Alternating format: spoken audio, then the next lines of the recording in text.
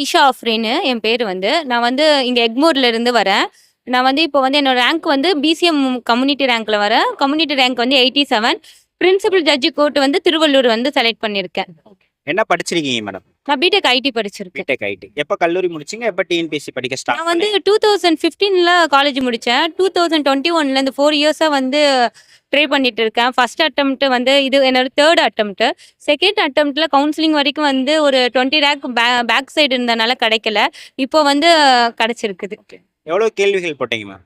நான் வந்து 147 போட்டேன். ஓகே. அவ்வளவு. ஓகே. ஒரு கல்லூரி முடிச்சு ஒரு 6 ஆண்டுகள் கழிச்சு ஒரு கேப் விட்டு படிக்க ஆரம்பிச்சீங்க இல்லையா? அப்ப படிக்க முடிஞ்சுதா பழைய மாதிரி, இல்ல கொஞ்சம் கஷ்டமா இருந்ததா ஸ்டார்டிங்ல பிடிக்கிறது?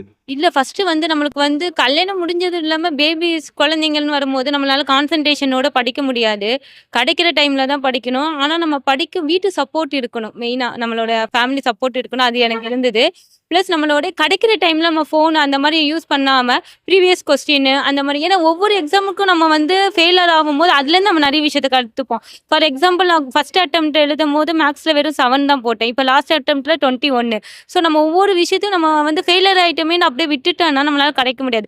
இப்போ நான் வந்து கோட்டை எடுத்திருக்கேன். நெக்ஸ்ட் இயர் நான் குரூப் 2 ட்ரை பண்ணுவேன். ஸோ அப்படி தான் நம்மளோட விடாமுயற்சி தான். ஏன்னா வந்து கவர்மெண்ட் சிலபஸ் மாற்றிக்கிட்டே இருப்பாங்க. நம்ம அதுக்கேற்றப்பல அடாப்ட் ஆகிட்டே இருக்கணும். ஐயோ மாற்றிட்டாங்களே நம்ம வந்து அப்படியே உட்காந்துட்டா நம்மளால வாங்கவே முடியாது. தமிழ் எந்த மாதிரி படிச்சீங்க மேம்? தமிழ் வந்து இந்த லாஸ்ட் குரூப் 4 வந்து நம்மளோட புக்கில் இருந்து அவுட் ஆஃப் சோர்ஸ் தான் அதிகமாக கேட்டாங்க. ஸோ தமிழோ மேக்ஸோ எதா இருந்தாலும் சரி, அந்த ப்ரெசன்ட் ஆஃப் மைண்ட் வந்து ரொம்ப இருக்கு. நம்மளுக்கு ஒரு கொஸ்டின் தெரியலன்னு சொல்லிட்டோன்னா நம்ம அப்படியே நர்வஸ் ஆகிட்டு கூடாது. அடுத்தடுத்தது நம்ம அடுத்தடுத்த கொஸ்டினை நம்ம பார்த்துக்கிட்டே இருக்கணும். தமிழ் நம்ம ஃபர்ஸ்ட் 6th to 10th வரைக்கும் ஃபுல்லாக +2 வரைக்கும் ஃபுல்லாக கவர் பண்ணிட்டு மேக்ஸிமம் போனால் ஒரு 20 to 30 கொஸ்டின் தான் அவுட் ஆஃப்லேருந்து கேட்பாங்க. ஸோ நம்ம வந்து கொஞ்சம் இலக்கணத்தில் நம்ம வந்து வெறும் மேட்டாப்பில் படிக்காம அதோட டீப் என்ன, அது எதனால வந்ததுன்னு தான் நம்ம இனிமேல் படித்தா தான் நம்மளால கிளியர் ஆகவே முடியும். அப்படி தான் கொஸ்டினே எடுக்கிறாங்க. ஸோ கம்மிங் குரூப் 4 எப்படி இருந்தால் ஒரு 8000 போடுவாங்க. ஏன்னா 1 இயர்க்கு அப்புறமேட்டு வருது. ஸோ இதை விட பெஸ்ட் டிபார்ட்மெண்ட்டாக எடுக்கலாம் யார் படித்தாலும். எதுவும் அவுட் சோர்ஸ் புக்ஸ்லாம் படிச்சீங்களா தமிழுக்கு நீங்க படிக்கிறப்ப? இல்லை சார், நான் அவுட் சோர்ஸ் புக்குமே எதுவுமே படித்ததில்லை. ஏன்னா எனக்கு கிடைக்கிற டைமில் வந்து நான் 6 to +2 வரைக்கும் தான் படித்தேன். அவுட் சோர்ஸ் புக்குனா வந்து வெறும் வந்து இப்போ இலக்கணம்னா அது எப்படி வந்தது, எப்படி ஒரு பிரித்து எழுதுக, ஒரு சேர்த்து எழுதுக, எப்படி வந்து இலக்கண விதிப்படி வருது, அப்படி தான் நான் படித்தேன் இந்த தடவை. ஏன்னா என்ன இலக்கணம் மேஜராக ரோல் பண்ணதுனால நான் அப்படி தான் படித்தேன். ஒரு வினைத்தொகை வருதுன்னா அது என்ன எப்படி வருதுன்னு நம்ம அதை டீப்பாக படித்தேன்னா கண்டிப்பாக கிளியர் ஆகிடல எப்படி கொஸ்டின் கேட்டாலும். ஸ்கூல் காலேஜ்லலாம் தமிழ் மீடியமா ஸ்கூலு, இல்ல ஆங்கில மீடியங்களா? இல்லை, 2nd ஸ்டாண்டர்ட்லேருந்து 10th வரைக்கும் தமிழ் மீடியம் படித்தேன். அதுக்கப்புறம் ஃபுல்லாக இங்கிலீஷ் தான். ஓகே. ஆனால் நம்ம மதர் லாங்குவேஜ் தமிழ் தானே. ஸோ நம்மளால ஈஸியாக அடாப்ட் பண்ணிக்க முடியும் எதாக இருந்தாலும். மேக்ஸ் எந்த மாதிரி படிச்சீங்க? மேக்ஸ் ஸ்டார்டிங்ல 7 கொஸ்டின் தான் போட்டேன்னு சொன்னீங்க இல்லையா? அப்புறம் நீங்க எப்படி அதுக்கு எவ்வளவு நேரம் ஒதுக்கி எப்படி படிச்சீங்கன்றத சொல்லுங்க. என்னோட இதுலேயே டைம்ல நான் மேஜராக டைம் ஒதுக்குனது மேக்ஸில் தான். ஏன்னா மேக்ஸ் வந்து இப்போ ரீசனிங் 10 மார்க் கொடுத்துட்டனால அது எல்லாருக்குமே காமன் தான். அப்போ என்ன நம்மளுக்கு ப்ரெசன்ட் ஆஃப் மைண்டோ அதுதான். அதனால வந்து மேக்ஸ் ப்ரீவியஸ் இயர்ஸ் கொஸ்டின் இப்போ புக்கு வந்து மேக்ஸுக்கு அந்த அளவுக்கு மேஜர் ரோல் பண்ணாது. ஸோ அதனால நம்ம வந்து ப்ரீவியஸ் இயர் கொஸ்டின் போட்டு பார்க்க ஏதாவது ஒரு எஸ்ஸே ஒரு சிம்பிள் இன்ட்ரெஸ்ட்னா அதில் ஒரு 25 மெத்தட். அந்த 25 மெத்தடையும் நம்ம நோட்ல எழுதணும். எழுதி அதை நம்ம ரீகால் பண்ணிக்கிட்டே இருந்தானா ஈஸி ஆயிடும் மேக்ஸ்.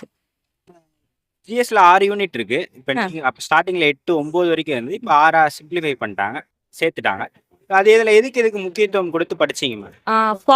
குவாலிட்டி வந்து நம்ம ஒன்ஸ் படிச்சாலே நம்மளுக்கு அது வந்து மார்க் அதிகமா ஏற்படுத்துற ஒரு சப்ஜெக்ட் மேஜரா. அதுக்கப்புறமேட்டு எக்கனாமிக்ஸ் வந்து நம்ம வந்து புரிஞ்சு படிக்கலைன்னா அது எதுலையுமே மார்க்கே எடுக்க முடியாது. அந்த 2மே மேஜர் ரோல் பண்ணும். அது தவிர கரண்ட் அஃபர்னா ஸ்கீம்ஸ் தான். கண்டிப்பாக தமிழ்நாட்டிலேருந்து ஒரு 2 ஸ்கீம்ஸை கேட்டுருவாங்க. அது எப்போ தொடங்குனாங்க, எப்போ இது பண்ணாங்க, அந்த மாதிரி செலக்டிவாக பார்த்து படிக்கணும். ஃபார் எக்ஸாம்பிள் சயின்ஸ்லாம் நம்ம படிச்சோன்னா வெறும் 5 மார்க்குக்கு அதுக்கு நம்ம புக்கெல்லாம் படிக்கவே முடியாது, ரொம்ப கஷ்டம். சயின்ஸு ப்ளஸ் ஜாக்ரஃபி 2மே நம்ம தவிர்த்துட்டு மற்ற இதில் நம்ம ஃபோக்கஸ் பண்ணணும். கரண்ட் அஃபேர்ஸ்லாம் படிச்சீங்களா? கரண்ட் அஃபேர்ஸ் படிப்பேன். கரண்ட் அஃபேர்ஸ்ல மேஜரான தமிழ்நாட்டு சம்பந்தப்பட்டது மெயின் ஃபர்ஸ்ட் கரண்ட் அஃபேர்ல ப்ளஸ் ஸ்கீம்ஸ். ஓகே. நோட்ஸ்லாம் எடுப்பீங்களா மேம்? எடுப்பேன். ஓகே. எப்படி எடுக்கணும் நோட்ஸ்? அதனுடைய பயன்கள் என்னன்றத நோட்ஸை பொறுத்த வரைக்கும் கடைசி 5 மினிட்ஸ்ல நம்மளுக்கு வந்து யூஸ் ஆகிற மாதிரி தான் நோட்ஸ். 1 லைன்ல தான் எடுக்கணும். நோட்ஸ் சும்மா வளவலன்னு நம்ம வந்து தேடி மாதிரி எடுத்தா நம்மளுக்கு யூஸ் ஆகாது. கரெக்டாக 1 லைன் அதை பார்க்கும்போது அது நம்மளுக்கு புரியணும். ஓகே இதுதான் கான்செப்ட், இதை வச்சு நம்ம அங்கே போய் நம்ம ரிஹர்சல் பண்ணிக்கணும், அவ்வளோதான். எக்ஸாமே ஒரு ரிஹர்சல் பண்ணுற மாதிரி தான் நம்ம போய் ஆகணும். ஏன்னா புக்கில் உள்ளதை அப்படியே கேட்க மாட்டாங்க. அங்கே நம்மளோட படித்ததை வச்சு இதுதான் கரெக்டாக இருக்கும் நம்மளோட அசிம்ஷன் தான் மெயினாக. ஓகே. உங்களோட ரிவிஷன் மெத்தட் பத்தி சொல்லுங்க. நீங்க எந்த மாதிரி ரிவிஷன் பண்ணுவீங்க? எனக்கு வந்து கடைசியா குரூப் 4 அப்போ எனக்கு வந்து டெலிவரி ஆகி 1 மந்த்து. ஸோ என்ன வந்து யூடியூப்ல போனேன்னா, முக்கியமான டாபிக்ன்னு சொல்லிட்டு கடைசி ஒரு ஒரு ரிவிஷன் போடுவாங்க. அது நம்மளுக்கு கொஞ்சம் யூஸ்ஃபுல்லா இருக்கும் சார். ஓகே. அதுல வந்து ப்ளஸ் ப்ரீவியஸ் இயர்ஸ் கொஸ்டின்ஸ நம்ம கொஞ்சம் ரிவிஷன் பண்ணிக்கலாம். நீங்க எப்படி பள்ளி கல்லூரிகள்லாம் நல்லா படிப்பீங்களாமா? இல்ல ஆவரேஜ் அதெல்லாம் படிச்சிருவேன் சார். படிச்சிருவீங்க? ஆனா அதுக்கும் இதுக்கும் சம்மந்தம் கிடையாது. சம்மந்தம் இல்ல. டிஎன்பிசிக்கும் நம்மளோட காலேஜோட டிகிரிக்கும் சம்மந்தமே இல்ல. ஓகே. ஓகே. ஓகே. இப்ப எக்ஸாம் ஹால் இருக்கு இல்லையா? அந்த 3 மணி நேரம் தான் முக்கியம். அதுல நம்ம எவ்வளவு குறைவான தவறுகள பண்றோமோ அப்ப வெற்றி அடையலாம். ம். எப்படி அணுகணும் அந்த எக்ஸாம் ஹால? நீங்க எப்படி அணுகுனீங்க? எப்படி பிரஷர ஹேண்டில் பண்ணீங்க? அது 2த்தையும் சொல்லுங்க. நம்ம ஒரு கொஸ்டின் தெரியலன்னா, அது தெரியலையேன்னு நம்ம விட்டுறக்கூடாது. அடுத்த கொஸ்டின் போய் பார்க்க ஆரம்பிச்சுட்டு ஃபார் எக்ஸாம்பிள் இப்ப தமிழ் எனக்கு தெரியல இந்த தடவ. நான் உடனே ஜிஎஸ்க்கு போயிட்டேன். ஜிஎஸ்ல எனக்கு தெரிஞ்சது. ஸோ அதனால தான் ஜிஎஸ்ல நான் 75 போட முடிஞ்சது 100க்கு. ஸோ ஒண்ணு தெரியலன்னு சொல்லிட்ட உடனே விட்டுறக்கூடாது. எந்த ஒரு ஃபெயிலியருமே விட்டுறாதீங்க.